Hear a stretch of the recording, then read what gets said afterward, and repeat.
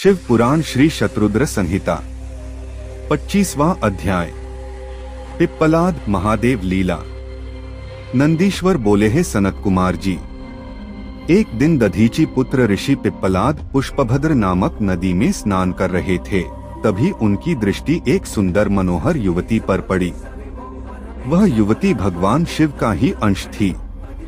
उसे देखकर मुनि पिप्पलाद मोहित हो गए और उसे प्राप्त करने की इच्छा करने लगे। उन्हें ज्ञात हुआ कि वह परम सुंदरी राजा अनर्ण्य की पुत्री है। यह जानकर मुनि पिप्पलाद राजा अनर्ण्य के घर पधारे और उनसे उनकी पुत्री का हाथ मांगा।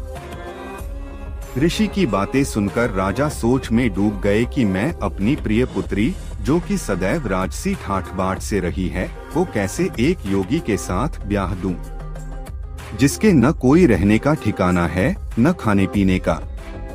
इस प्रकार राजा अनर्ण्य को सोच में डूबा देखकर ऋषि पिप्पलाद को क्रोध आ गया और वे राजा से बोले, हे राजन, तुम मुझे अपनी कन्या खुशी से सौंप दो, अन्यथा मैं तुम्हें तुम्हारे राज्य सहित भस्म कर दूंगा।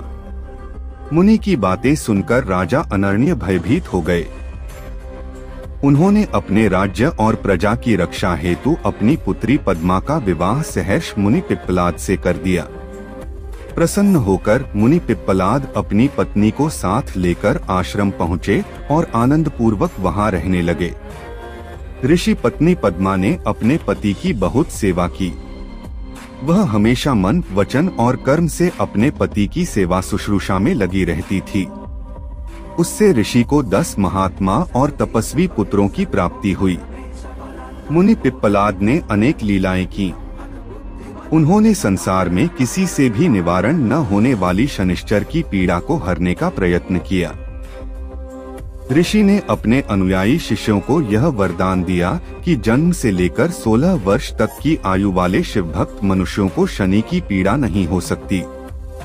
यदि शनि मेरे इस वचन को झुठलाने के लिए ऐसा करेगा तो भस्म हो जाएगा।